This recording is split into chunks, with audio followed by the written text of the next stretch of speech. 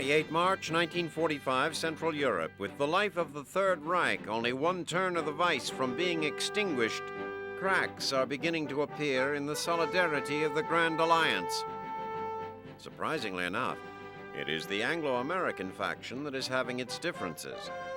Supreme Allied Commander General Dwight Eisenhower has telegraphed Soviet Premier Joseph Stalin, informing him that the Western Allies' intentions are not directed towards Berlin.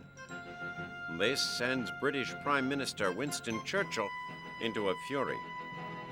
Churchill, who believes that as coalition warfare draws to an end, political considerations have mounting importance, mistrusts Uncle Joe and fears a post-war Europe dominated by the Soviets.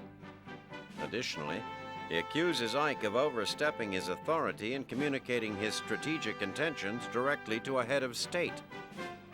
Eisenhower retorts that Stalin is also commander-in-chief of the Red Army. By informing Stalin of his decision, Ike hopes to coordinate the crushing of any Wehrmacht resistance and avoid any friendly fire incidents between the Eastern and Western Allies.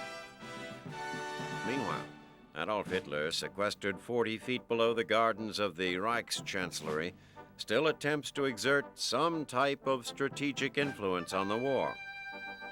Chief of the German General Staff, General Heinz Guderian, has for the better part of his tenure attempted to moderate Hitler's more asinine orders. Guderian knows that static defenses and sheer will are no substitute for good defensive ground and mobile forces.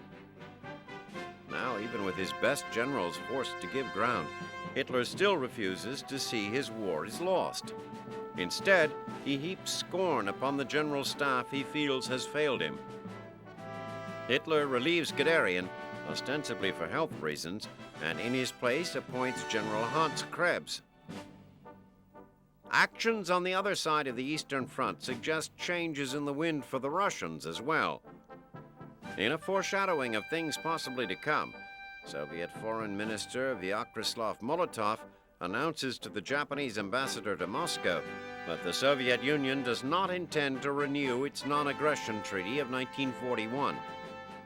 This notification, a full year before the agreement is due to expire, bodes ill for the Japanese. According to the Yalta agreements, the Soviet Union must enter the war against Japan within 2 months after the conclusion of the European conflict. With Germany in its death throes, Uncle Joe Stalin is putting the Japanese on notice. Surrender, or else.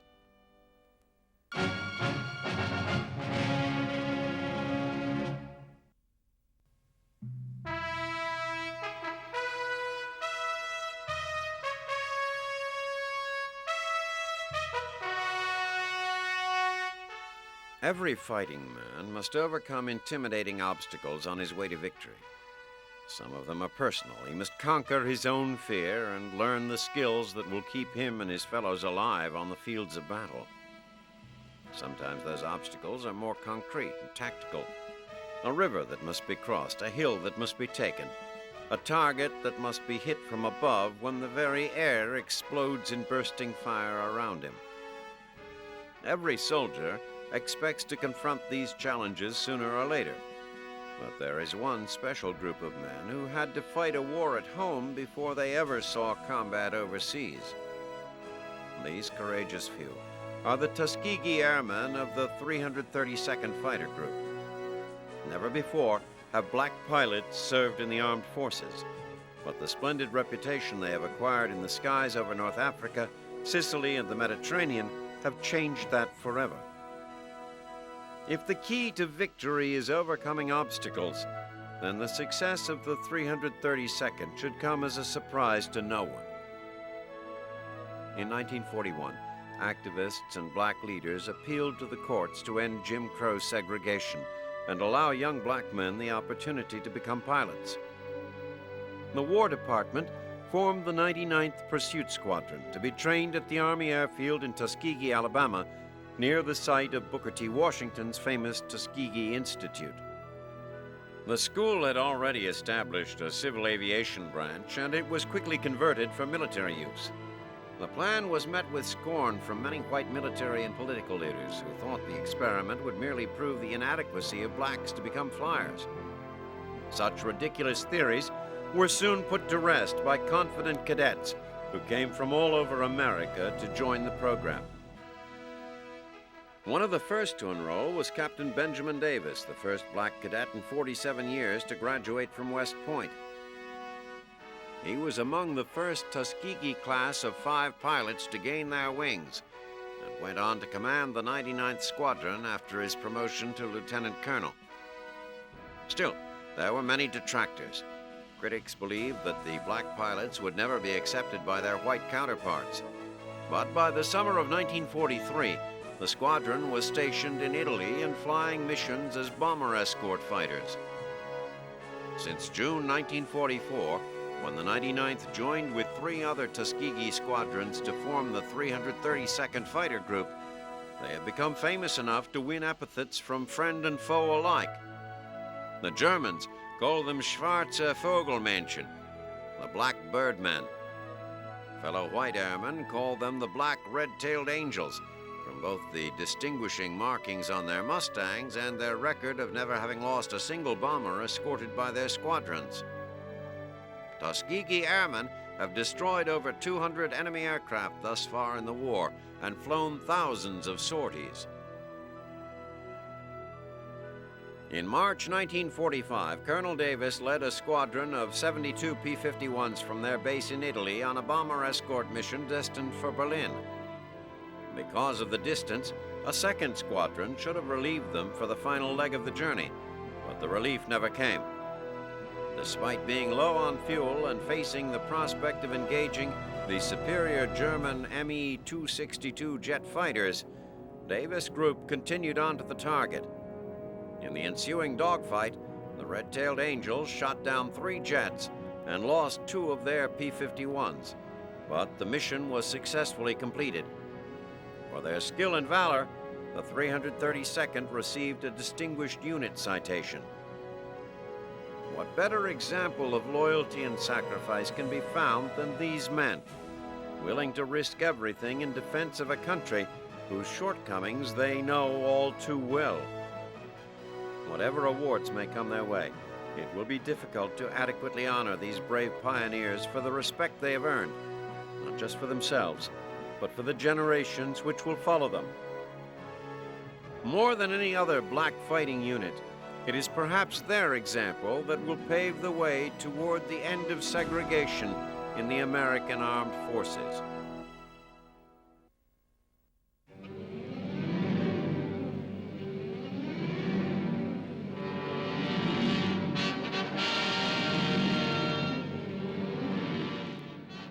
March 1945, the Southwest Pacific. Operation Victor II rolls into action as American troops land on the beaches of Cebu Island, driving forward General Douglas MacArthur's plan to rid the beleaguered Philippines of their Japanese aggressors.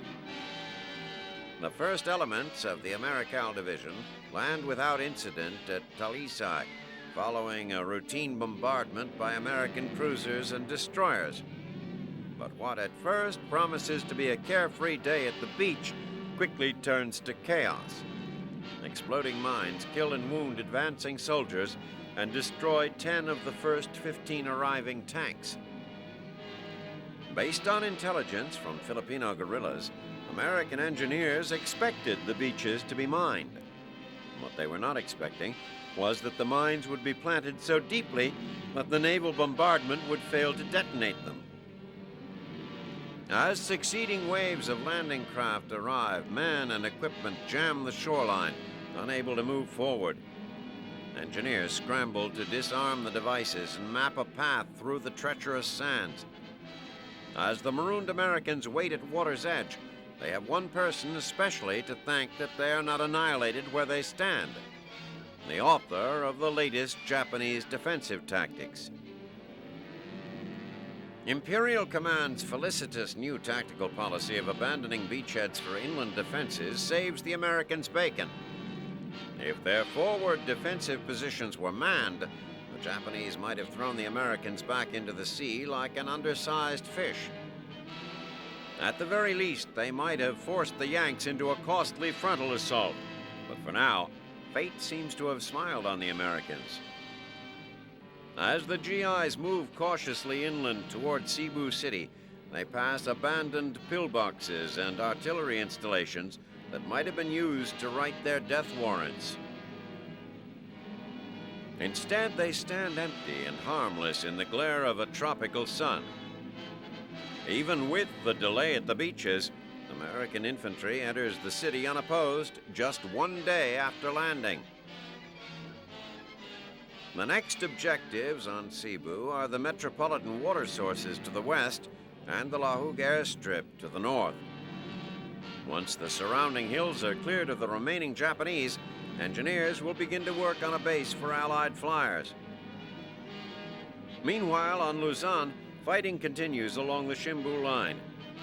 American forces drive General Shitsuo Yokoyama's left flank further eastward, clearing the approaches to the Wawa and Ipo dams. Casualties continue to mount in this bitter struggle. The uninterrupted combat wears on the hearts, minds, and bodies of exhausted soldiers on both sides. Disease is rampant. Small wounds lead to lingering, festering sores. Units are sapped to mere shadows of their former selves. The Japanese in particular are in dire straits. With their supply lines severed, they find themselves completely isolated in the rugged environment. In addition, the Americans, with their superior firepower, are inflicting casualties at a rate of 6 to 1. Further action on Cebu and throughout the southern islands will doubtlessly reflect the general pattern of fighting on Luzon.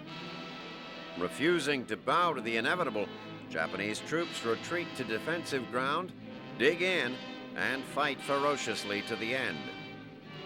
It is an end, perhaps, to be illumined only by the last feeble rays of the rising sun.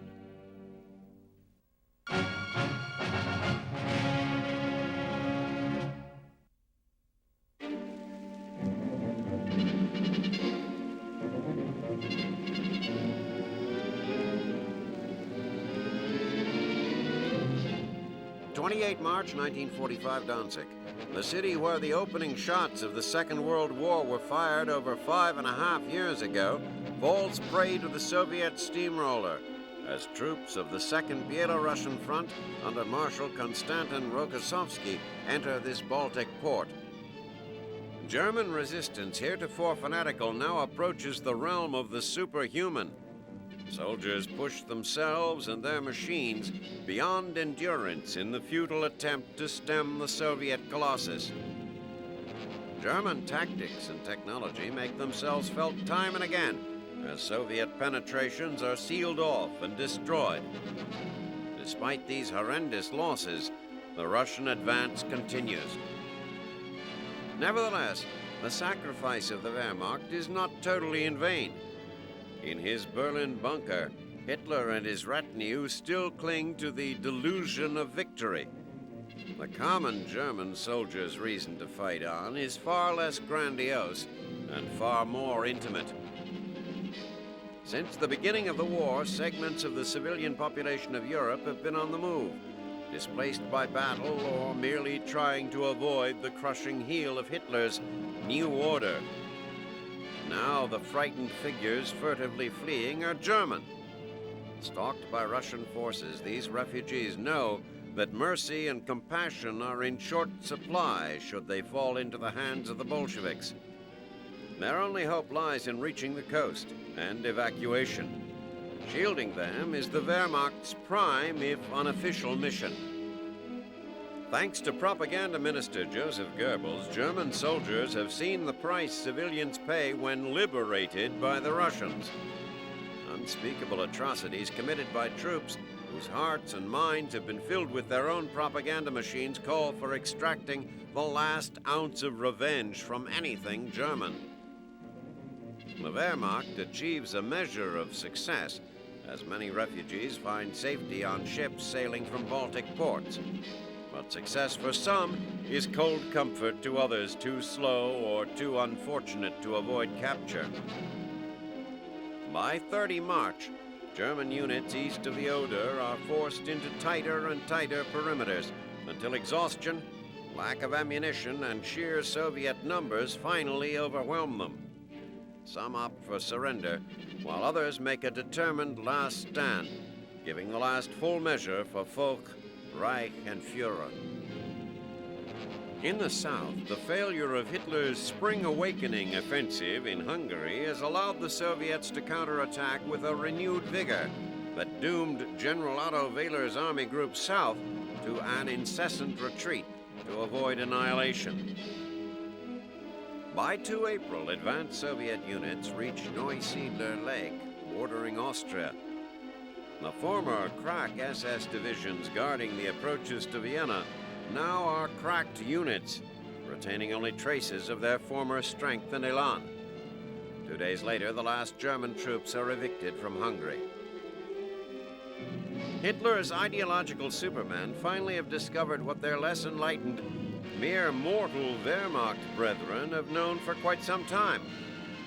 For a moment, the resolve of the Russian bear may be dimmed, but it is never fully extinguished.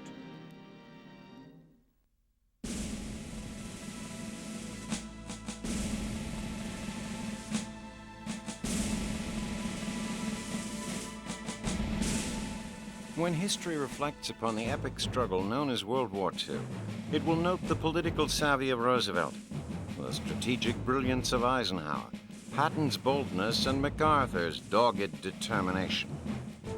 Lost in the praise of these great men who helped shepherd the free world through the trials of global conflict will be the true hero of this war, G.I. Joe.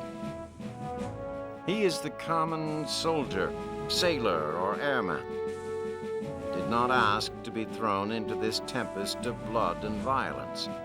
His heart is at home with his family and friends, yet when fate pressed upon him the most difficult of situations, the most trying of circumstances, his indomitable spirit never ceased to carry the day.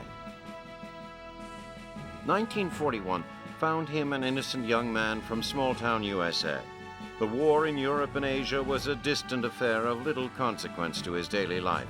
Glenn Miller's latest release, or Where to Take His Best Girl on Saturday Night, were uppermost in his mind, far more important than the evils of fascism.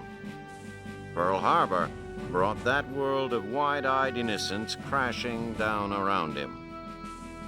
Seemingly overnight, the rigors of boot camp became his reality. Loaded on a train and shipped halfway across the country, he was forced to eat, sleep, and train with men whose customs, not to mention accents, seemed strangely foreign. His heart, not for the last time, ached for the familiar comfort of home. But slowly, almost imperceptibly at first, he began to change.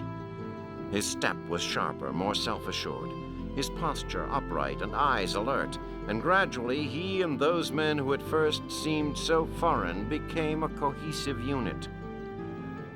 Full of confidence in himself, his buddies, and his mission, he boarded troop ships bound for honor and glory, certain he would do his part in driving back the forces of tyranny around the globe. Upon reaching those foreign shores, any and all notions he had about the glory of war were abruptly shattered. Combat situations that weeks earlier were nothing more than training exercises were now matters of life and death. Men who a few short months earlier he regarded as peculiar strangers, he now began to consider brothers. The mere physical demands of combat forced him to lengths he never thought possible.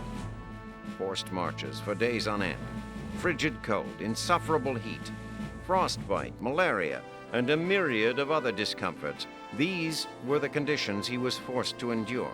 Still, he drove onward. Far worse than the physical stresses were the emotional ones.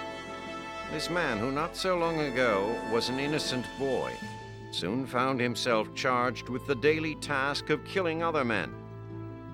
Day after day, he watched as his newfound brothers' bodies were mangled by landmines or the bursts of flak shells. He held them in his arms as he watched the life drain from their bodies, promising to get in touch with their loved ones back in the States.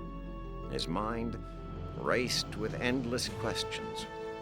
Would he be next? Would he ever see his family again? Would his girl back home be true? Would this damned war ever end? Still, something deep inside made him look beyond these questions and complete the task at hand. Now, 4 years later, the vicious reality of war has taken away his youth. Never again will he be the naive, wide-eyed boy he once was. He has seen too much. His innocence has been replaced with a sense of melancholy and steely determination. The debt of gratitude owed this man by the entire free world can never be repaid. The sacrifices he has made have not been in vain. His boundless courage and selfless devotion to duty have served, once again, to free the world from the yoke of oppression.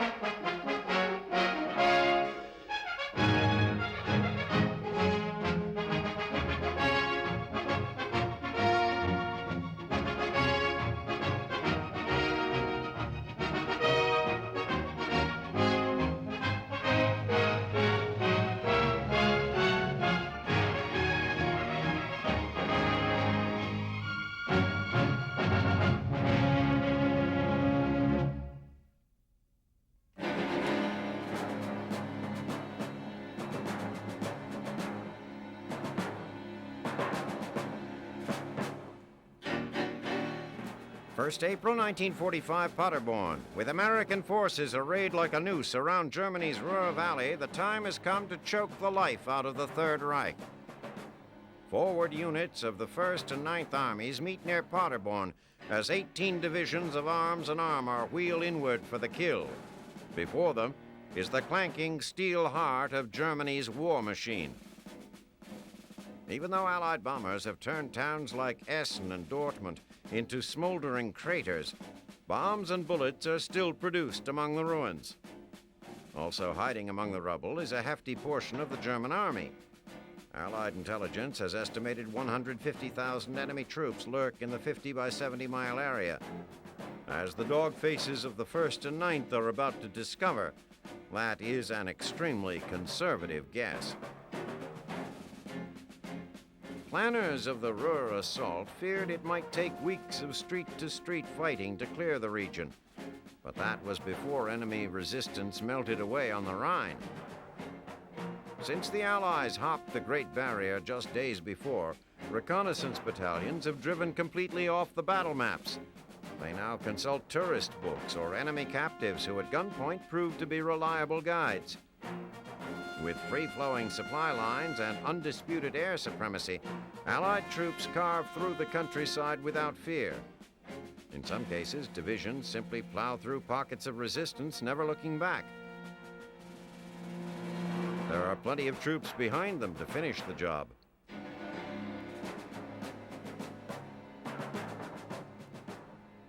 Back at Allied Supreme Headquarters, General Eisenhower is damned by his own good luck.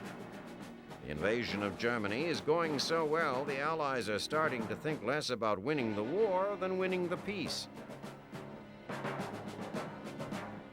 As Soviet forces close in on Berlin, Winston Churchill clamors for Anglo-American collusion. The British Prime Minister does not want the Red Army spreading like a stain through continental Europe. Thus, when Reich gives Stalin the green light to attack Berlin on his own, Churchill is furious. A flurry of telegrams between the British and the American brass ensue, but nothing changes in Eisenhower's plan. Soviet and Western commanders must coordinate their attacks to prevent Hitler from regrouping his forces. Politics will have to wait. Eich's caution may be inspired by the boogeyman of national redoubt, the presumed Nazi suicide strategy. Allied intelligence fears that Hitler's intent is to move from open combat to guerrilla tactics, possibly extending the war for months. Distant concerns about the Red Army are overshadowed by the specter of a fanatical force withdrawn indefinitely into the Bavarian Alps. Alpine redoubt may be nothing more than a myth, but Eisenhower refuses to roll the dice on a risky drive to Berlin. Better to keep Germany in a state of chaos, isolate her forces, and grind them to dust before they know what hit them. Containing and penetrating the industrial heartland is the first step in his plan. General Omar Bradley hopes his troops can smother the Ruhr forces in a matter of days. The swift pincer movement by the 1st and 9th is an excellent start. Initially, the enemy commanders are scarcely aware they have been surrounded.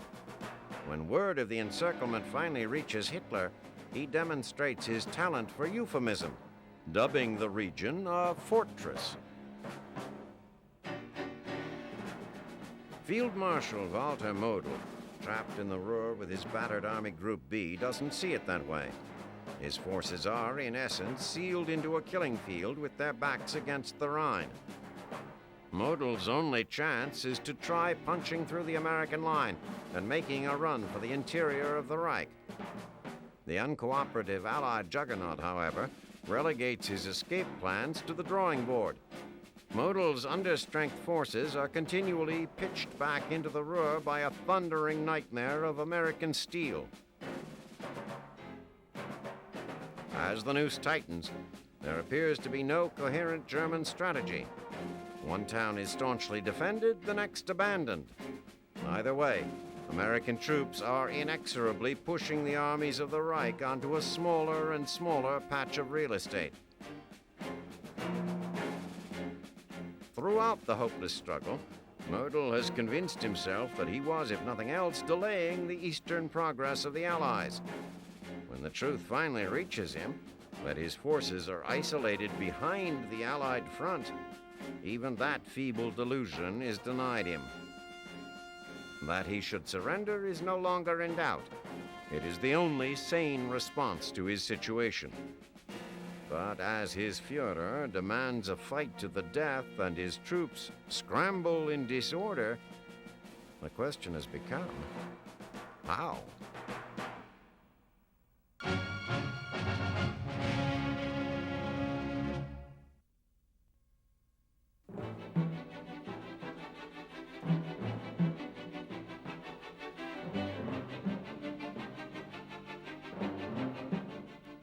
April 1945, Okinawa. It's Easter Sunday, and the troops of the 1st and 6th Marines and the 7th and 96th Divisions get their pre-invasion meal in large enough quantity that journalist Ernie Pyle refers to the spread as fattening us for the kill. Gorged on holiday breakfast, they climb aboard amphibious tractors, Amtraks, and roar into the surf off the northern beaches of Okinawa. Knifing through the waves, they bypass the submerged coral reef, dynamited by Navy frogmen only days earlier to permit safe passage. The Amtraks are covered from offshore by the booming guns of 10 battleships and 9 heavy cruisers.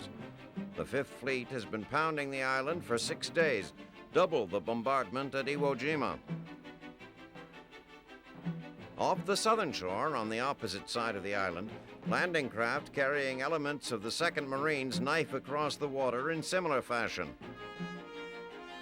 Here, however, they simply draw near the beach at the hamlet of Minatoga, then break away and head back to their host vessels. This part of the invasion is merely a diversion intended to keep the Japanese guessing. A month earlier, Minatoga would probably have been the site of the real landings, but April weather favors the northern side of the island. Any defenders watching the beach at Hagushi witness the grandeur of an 8-mile-wide line of landing craft bearing down on its sands. Rocket boats augment the offshore shelling. Amtraks hit the shore, spewing forth their human cargo, heavily armed and spoiling for a fight. They charge across the beach, taking refuge at the base of the seawall, scramble over the top, and encounter nothing. Though liberally pocked with craters, the terrain of this part of Okinawa still bears more resemblance to the American Midwest than a Pacific battlefield. Massing troops and supplies on the beach, the invaders push forward through flat patches of vegetables. In the distance, stands of evergreens, oak trees, and small hardy palm trees are nearly devoid of opposition. Only sporadic mortar fire serves to remind the GIs and leathernecks that Okinawa is still Japanese property. Field medics and surgeons sit idly, awaiting an influx of wounded that does not come. Oddly, it is the diversionary force that takes the first American casualties at Okinawa. A kamikaze attack on the transport Hinsdale kills 8 Marines off the south side of the island, while back to the north, the real invasion proceeds like clockwork. The 7th Division achieves its initial objective right on schedule, securing the Kadena airfield on the southeastern edge of the beachhead. To the north, the 6th Marines quickly follow suit by seizing the undefended Yontan airfield. So uneventful is the takeover that during the afternoon, a Mitsubishi Zero lands on the airstrip, apparently unaware of its change of ownership. The ground force pushes inland, gobbling up territory to the tune of 5,000 yards the first day. Goats and other livestock present the greatest obstacles as the Americans branch off to the north, east, and south. Offshore, General Simon Bolivar Buckner observes the landing from the command ship El Dorado. Buckner could hardly have imagined that his charges would encounter more civilian locals than Japanese troops on this first day of action, but that is exactly what has happened. The feeling of cautious relief works its way up the chain to Mission Commander Vice Admiral Kelly Turner. Turner radios the Allied command. "I may be crazy, but it looks like the Japanese have quit the war, at least in this sector." Admiral Chester Nimitz, who is less euphoric at home base, radios back, "Delete all after crazy." 60,000 troops, oblivious to the repartee at the command level, busily set up command and communication posts in preparation for the next day's push. The common refrain among the infantrymen is one of relief at having lived long enough to see nightfall. As the Americans dig in, the evening winds give the mission's code name Operation Iceberg unintended meaning as well. Okinawa is far north of the jungle islands on which the Allies have become accustomed to fighting, and the night is going to be a cold one. For the moment, however, there is much to be thankful for. The first day of the Okinawa invasion passes with only 28 deaths, making it a happy Easter for most. Now they can only hope that on this April Fool's Day, the joke is not on them.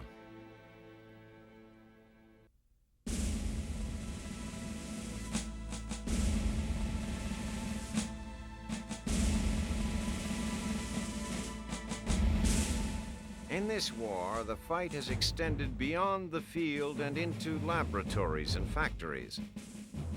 While the boys lay down their lives on the front lines, scientists, engineers, and laborers sacrifice their own blood, sweat, and tears to invent and improve the weapons of war.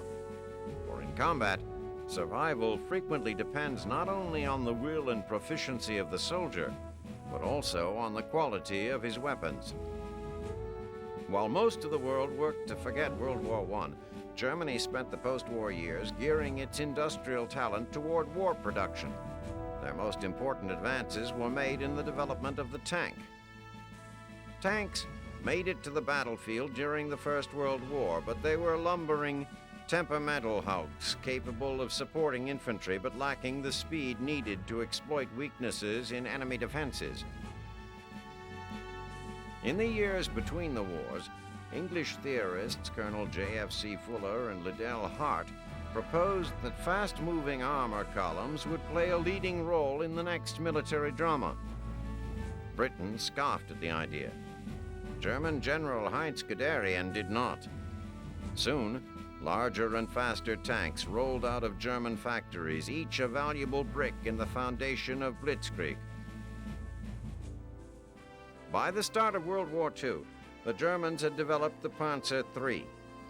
With a 37mm gun, this tank was the first to pose a direct threat to opposing armor. Encouraged by the prowess of the Panzer III during the Blitz through Poland, the Germans hurriedly manufactured what would become the workhorse of their armored divisions, the Panzer IV. When the Panzer IV was introduced in 1940, it was the most advanced tank in the world. The early variants fired a whopping 75mm round that decimated unlucky foes. The 5-member crew communicated via a sophisticated intercom system, while armor twice as thick as that of the Panzer III kept the company safe and sound. When Adolf Hitler launched Operation Barbarossa on 22 June 1941, he was confident his panzers could roll through the Soviet Union with relative ease. But the Soviets pulled a deadly rabbit from their own hat. On 8 July 1941, they introduced the Germans to the T-34. It was the first tank that could outbrawl the Panzer IV, and its presence on the battlefield gave the boys of the Wehrmacht a bad case of tank terror. The T-34's hard-hitting 76mm gun could easily penetrate the Panzer IV, and its armor was so severely sloped that all but point-blank shots glanced away. With its exceptionally wide tracks, the T-34 had excellent cross-country capability and was as sure-footed in winter as a polar bear. The Germans referred to it as the Snow King, and in it the Soviets finally had a beast that could gnaw large, bloody holes in the German offensive. With their panzers suddenly outmatched and their Blitz grinding to a halt in Russia, the Germans radically altered their tank designs. Trading speed and maneuverability for bulk and firepower, the Germans eagerly sent their new Tiger tank into Russia. This 62-ton metal mammoth first saw action in August 1942 near Leningrad, where it dwarfed its opposition. Boasting thick frontal armor and an 88mm gun, the Tiger proved a defensive virtuoso. The second of the new generation German tanks to see action was the Panther. Borrowing heavily from the design of the T-34, the Panther was outfitted with wide tracks and a severely sloped hull. Its high-velocity 75mm gun was a formidable weapon, and its highly advanced suspension gave it the agility of a sprinter, despite its 50-ton bulk. The early Panthers, however, did have weaknesses. Problems stemming from their hurried production turned their eagerly awaited debut at Kursk into a debacle. Performing more like lemons than like ultimate fighting machines, many Panthers broke down before entering battle. While the Germans tore about in their thick-skinned monsters, bullying neighboring countries, Allied armies relied heavily on the M4 Sherman medium tank to stem the tall tide of tyranny. But the M4 could not compete with the design brilliance of the Soviet T-34 or the awesome firepower of the German Panthers and Tigers. The German Panzerfausts, Panzerschrecks, and 88s played havoc with its tissue-thin armor. But the M4 did have its advantages. A child of assembly line derivation, the tanks were quick to find their way from factory to fight. Compared to the German tanks, the M4's drivetrain was exceptionally reliable and easy to repair. M4 tracks also lasted nearly 5 times longer than German tracks. Typical of Detroit steel, the M4s boasted a variety of configurations. Options included snorkels, mine flails, bridges, flamethrowers, and hedgehogs. However they are outfitted, whatever mission they perform, leading the offensive or protecting the infantry, the tank has no equal on the battlefield. Quick, deadly, and versatile, tanks have modernized an old role in warfare, becoming the steely steeds of the cavalry, the new workhorses of war.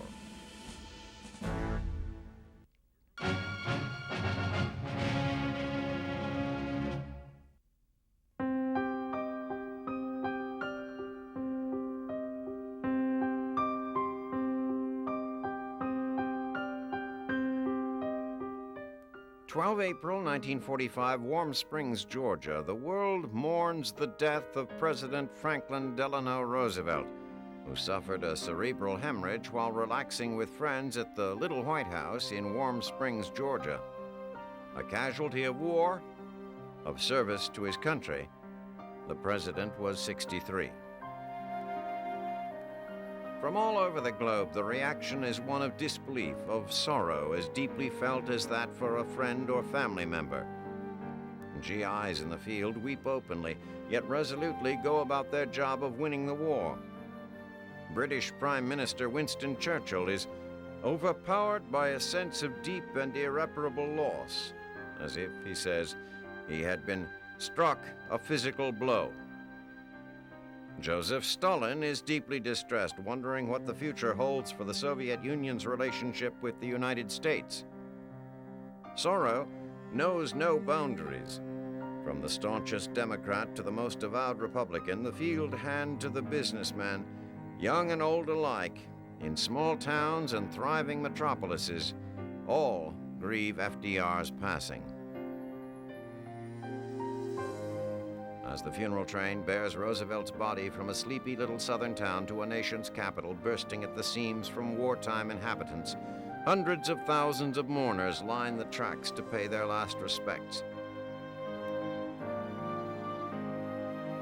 For more than 12 years, President Roosevelt has been there for the American people. He has assured them that, really, they have nothing to fear. He has never let them down through some of the darkest days the nation has known. It is almost inconceivable that there can be a United States without President Roosevelt. High school students don't remember the United States even having another president. But now it does. Harry S. Truman, not so long ago a senator from Missouri, now is president. In the 3 short months between Roosevelt's inauguration and his death, the president never took Truman into his confidence. Now Mr. Truman has the weight of the world upon his shoulders. Can he bear it? The president is dead. The world will miss his sparkling smile, his iridescent personality, his inner elan. It will miss the man who, although born to the American aristocracy, fought for the little man. The man who brought power and prestige back to the presidency, who led his country through the Great Depression, rallied it for world war, and escorted it into a position of world power. The man who laid the foundation for post-war world peace. Across the nation, towns are quiet. Businesses closed. The nation sits in stunned silence. Roosevelt is gone.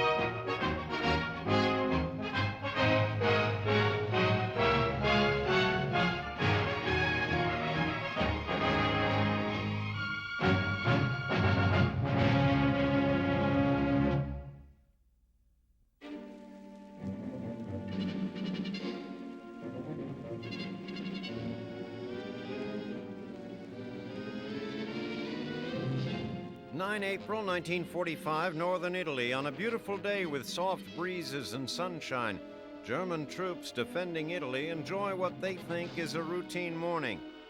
They have no way of knowing they are about to learn an entirely new routine.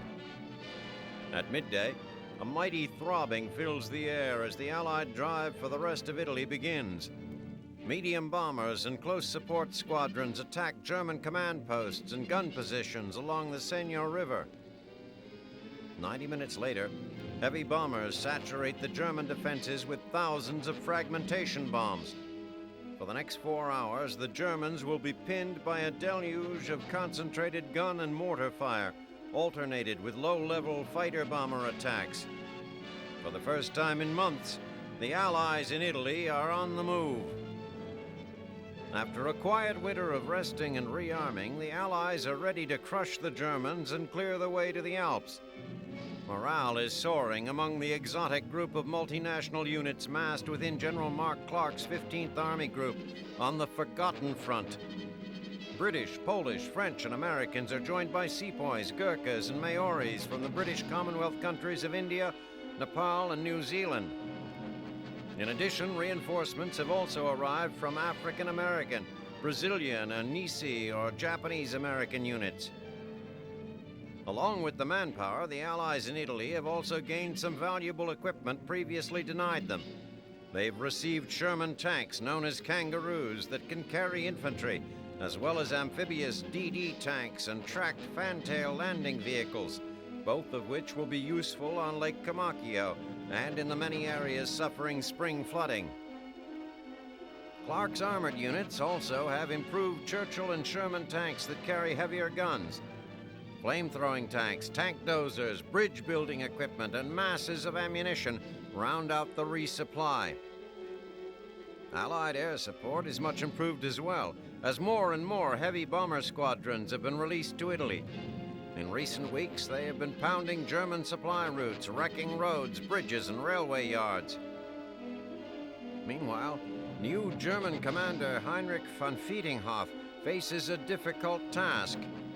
His troops are spread thinly across a 130-mile front, and aides have suggested pulling back to better defensive positions. Fiedinghoff knows such a withdrawal is out of the question. His half-demented Führer has given unequivocal orders that he must hold every inch of northern Italy or face serious consequences back in Berlin. Adding to Fiedinghoff's woes is a laughable shortage of fuel. His troops are reduced to using mules and horses to move much of their equipment. If they need to move quickly to fill a break in their lines or mount a rapid defense, they're out of luck. In the early evening, Allied infantry crosses the Senio River while the Germans still have their heads down. Within minutes, the flamethrowers are engulfing Nazi positions. At first, the Germans are too stunned and terrified to offer much resistance. In fact, the heaviest Allied casualties are suffered by Polish units who are inadvertently bombed by Allied planes. In addition, their portion of the river is heavily mined. But the tough Poles rally. With the help of the New Zealanders, they establish bridges across the river and get their tanks across. By mid-morning of the 10th, the Polish tanks have German armor beating a frantic retreat. Slowly but surely, the Allies work their way north. Allied tanks rove the plain between the Senio and the Santerno. Allied bombers return to further pound the luckless defenders. Situational reports sent to Clark at his headquarters on 10 April are encouraging. On 11 April, New Zealand and Indian soldiers form up for a new advance to take the next objective, the Santerno River. Moving out at dawn, they attain the near riverbank without difficulty. The first two companies of Kiwis are across the Santerno a few hours later. Meanwhile, the U.S. forces to the west are supposed to commence their offensive on 12 April, but they are forced to wait because of fog and poor flying conditions. But this is a small setback. The overall Allied offensive is well on its way towards the Argenta Gap, where they will have the shortest run to the Po River and total victory.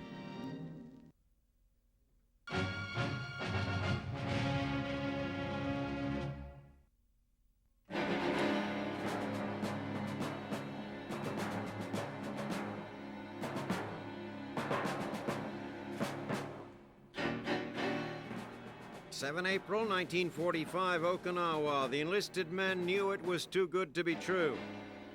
The non-coms knew it was too good to be true. Even the brass knew it was too good to be true.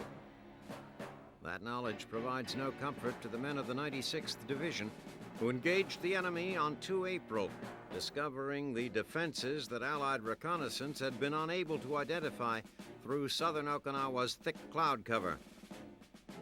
Japanese Commander General Mitsuru Ushijima has erected his first line of defense 5 miles south of the American landing beaches, at a line of jagged ridges that define the lower fourth of the island.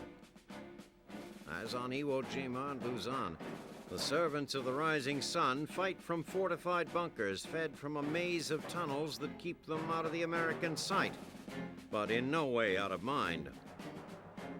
The Allied ground forces push into the Japanese defenses stretched across the narrow island. Their supply capabilities depend on holding the 3 main roads on the island, one running along each coast and the third down the center. To the west is the 96th Division. To the east is the 7th Division. In the distance is Shuri Castle, the heart of the enemy's fortifications. For the Allies, all roads lead to Shuri. The Marine divisions on Okinawa have it much easier, at least for the moment. Charged with the capture of the territory north of the landing zone, General Roy Geiger's Marines discover what the GIs already know. The vast majority of the resistance is located to the south, which means that for most of the Leathernecks, the speed of their forced march is more challenging than the token resistance. The Marines' rapid advance tests the resources of the engineer units, who busily erect portable bridges or, where the passes are narrow, create an earthen span with bulldozers. Virtually every bridge on the island has been destroyed. The engineers are constantly on the move. Meanwhile, the 96th Division pushes slowly down the western side of the island, its advance slowed both by the opposing forces and the craggy terrain, dotted with crevices that form natural tank traps. They have no sooner left behind the vegetable gardens that formed their landing point than they have encountered the vanguard of Tokyo's warriors. With dozens of vantage points from which to fire upon the Americans, Ushijima's men negate the superior firepower of their attackers. American armor, in particular, suffers at the hands of skilled enemy gunners. Army Commander General John Hodge responds by ordering World War I-style frontal assaults up the forbidding ridges. Unlike previous campaigns, the Japanese are patient and determined. Ushijima's Chief of Staff, General Isamu Cho, lobbies for the infamous Banzai Charge. The senior general, however, has learned from bitter experience and is resolved to wear the Yankees down. He hopes to impose enough attrition on his adversaries to bring a quick end to the battle. Offshore, the Western Brain Trust looks upon the situation disappointed but unsurprised. It is now apparent that they are not going to secure their first chunk of Japanese real estate without incurring significant losses. This development troubles Ground Commander General Simon Buckner, who is already concerned for his supply lines and struggling to keep the Allies fully armed. Frequently running short of grenades and satchel charges to root out the dug-in enemy, Buckner's GIs improvise by slamming the heads of mortar shells against rocks to release their firing mechanisms and lobbing the shells over the craggy ridges. This innovative twist on the expression long bomb lets Uncle Sam's forces stretch their resources and keeps the Japanese on the defensive. However, the Empire still has a trick or two up its sleeve. Just after dawn on 7 April, the last of Hirohito's battleships, the Yamato, cruises into tracking range of the Yankees, 250 miles north of Okinawa. The Yamato is the world's largest battleship, plated from end to end with 16-inch thick armor and armed with 9 18-inch guns. Its mission is to draw off Vice Admiral Mark Mitcher's fast carrier group and their fighter escort, opening a path for Japan's remaining kamikazes. The Yamato carries enough fuel only to reach Okinawa. Mitcher counters the huge gunboat with a swarm of Helldiver bombers and Avenger torpedo planes, more than 350 in all. Under rainy skies, they torment the dreadnought, finally sinking it. Most of the battleship's destroyer escort is similarly dispatched. A bomber strike on the Navy carrier Hancock is the only significant Japanese accomplishment of the day. For the ground troops on the island, the failure of the kamikazes is one less thing to worry about, if in fact they have time to consider it at all. Their work has just begun in earnest, and to a man, they know the worst is yet to come.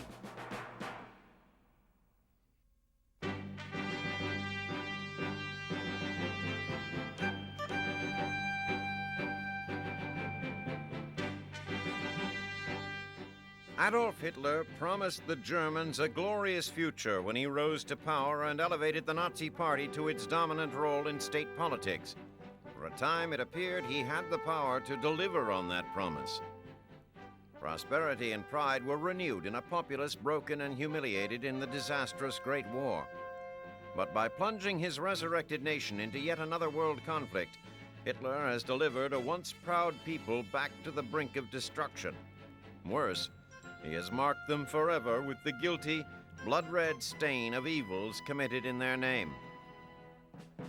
By the time Germany initiated hostilities in 1939, Hitler's popularity was immense, riding a wave of economic growth and heady nationalist fervor. There was no spectacle like those the Nazis could stage. Seas of smartly uniformed troops marched with precision in flag-waving parades. Impassioned speeches flowed forth from the Führer. Swastikas and light shows, rallies, and all manner of public performances fed the patriotic ardor of the citizens. As grandiose as these displays of symbolism and ritual were, however, they probably would have had little effect on the hearts and minds of most Germans had they not been firmly buttressed by societal benefits that could be seen and felt. As though the ignominy of its military defeat weren't enough in the post-war years, Germany also had suffered through the privation of a calamitous economic depression. Laborers were out of work, farmers were buried in debt, and industry was stagnant. Hitler introduced huge public works projects, such as the construction of the Autobahn, and, despite the strictures of the Versailles Peace Agreement, began production of military material. The German economy rebounded, but that was not enough for the Führer. Through the strength of the Nazi Party, he began promulgating the policies of anti-Semitism, Aryan superiority, and the need for living space, which he intended to gain by seizing nearby territories. Hitler prepared the home front for war as carefully as he prepared the military, and he began with the children. Consolidating all German clubs for young people into the Hitler Youth Program, boys and girls ages 10 to 18 years were thoroughly indoctrinated with the Nazi ideology. Through this organization and in school, young people learned about German greatness. They camped, played military-style games, competed in contests that challenged both physical and mental fitness, and gradually imbibed the more insidious Nazi teachings against Jews and other undesirables that threatened German racial purity. Hitler not only molded the minds of a generation, he established a police force to make sure that doubters and dissidents were silenced. Heinrich Himmler commands the Nazi armed guard known as the SS, and Reinhard Heydrich took over the intelligence service and Gestapo unit. Even loyal citizens learned to be discreet in their speech in order to avoid being questioned, or worse, for treasonous utterings. When the German blitzkrieg seemed all but unstoppable, morale was high among the people. But as Britain refused to fall and Hitler opened up the Barbarossa campaign in Russia, the cracks began to show. The government asked citizens to give up their warm clothing to send to German troops enduring the harsh Russian winter, signaling to the people an early failure of military readiness. At home, their own clothing ration cards became useless as there was nothing to be had in the stores. The first food crisis hit when even the normally abundant potato crop failed. Although many women took over farming jobs, there were not enough workers to harvest the potatoes before they were frozen in the ground. By early 1942, both British and American bombers began appearing with more regularity over cities in the Reich.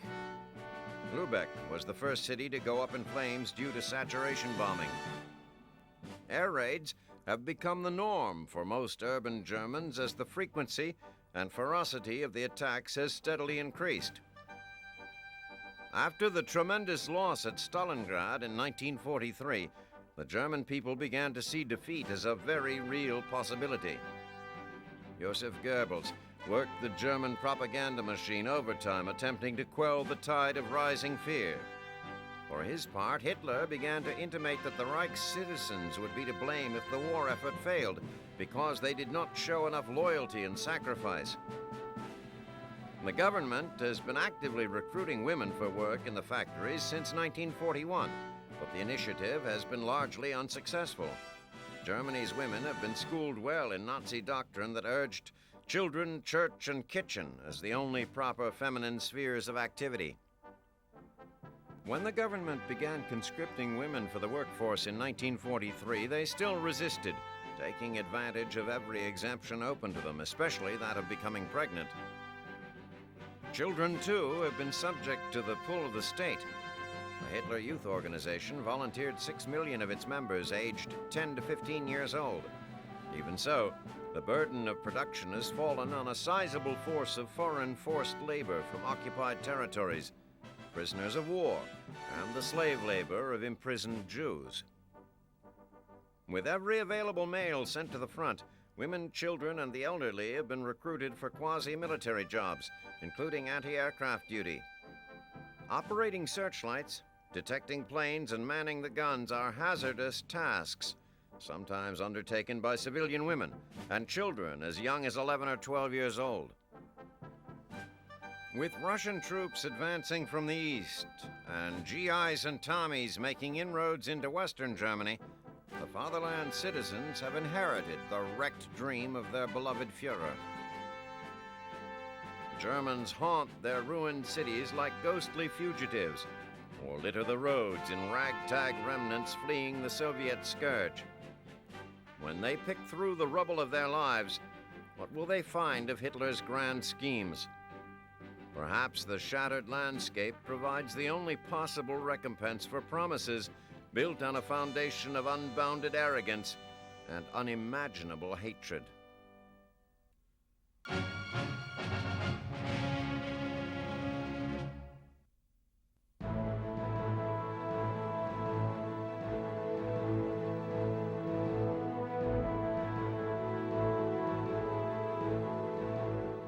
There is perhaps no greater spur to the development of new technology than war.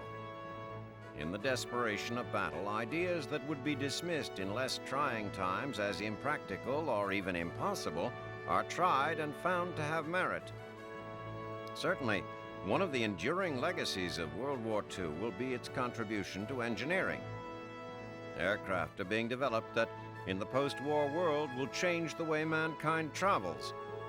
Means of communications are being researched that will shrink the globe into what will be, in effect, a single village. And on the almost forgotten front in South Asia, where the Allies labor in jungles of obscurity, necessity has indeed become the mother of invention. There, the war is being fought over logistics. The Allies want to open the roads to resupply the Chinese. The Japanese seek to keep the roads closed. To keep those roads open, the Allies have recently unveiled a secret weapon of gargantuan proportions, a construction machine that would impress even the most seasoned jungle engineer, and a transportation system as endearing to the Burmese jungle fighters as the common jeep is to GIs in the muddy fields of Europe. The secret weapon? The elephant. Not sleek to look at, perhaps, but efficient in its own way. Weighing in at around 10 tons, the elephant runs not on gasoline, but on indigenous fuels. Grass, trees, vines to be found alongside construction sites. Back at the garage, elephants require little maintenance. A pat on the back, a handful of peanuts, and occasional spray down with fresh water. They move well through all terrains, uphill and down, as ably through deep mud as through choking dust. Elephants ford rivers effortlessly, even joyfully. Elephants are cost-effective as well. They fend for themselves at night, and the standard model comes equipped with a front-mounted crane to help with heavy lifting. Soldiers working the Burma Road use elephants for moving the 2-ton logs that form the foundations for bridges, for knocking down pesky trees that block their path, and even for helping less advanced equipment that falls prey to weather or geography. The development of the elephant is a technological coup, to be sure. Allied intelligence reports that the Japanese, so proud of their own industrial prowess, have yet to unveil a pachyderm capability of their own. Certainly, this advantage bodes well for the end of the war and makes one wonder, what will they think of next?